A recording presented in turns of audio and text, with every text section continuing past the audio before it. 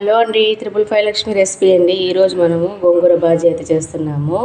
ముందుగా గోంగూర, 3 టమోటా పండ్లు, ఒక 6 అయితే పచ్చిమిర్చి అయితే తీసుకున్నాను. ఇందులో కొత్తిమీర, పసుపు పొడి వేసి ఉడకబెట్టి మెత్తగా అయితే పేస్ట్ చేసుకునేస్తాం. చూడండి, ఇప్పుడు బౌల్ పెట్టి ఆయిల్ అయితే వేసేసాను. ఇందులో కొద్దిగా ఆవాలండి, కొద్దిగా కరివేపాకు, వెల్లుల్లి, కొద్దిగా జీలకర్ర అండి. ఇందులోనే మెత్తగా వేసేసా.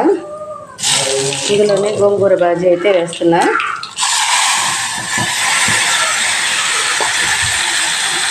కొద్దిగా గరం మసాలా, కొంచెం సాల్ట్, కొద్దిగా అల్లం వెల్లుల్లి పేస్ట్. చూడండి,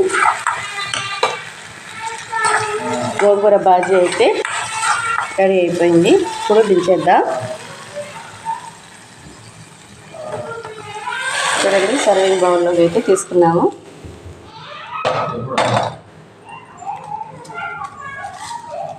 చూడండి, గోంగూర బాజీ అయితే రెడీ అయిపోయింది.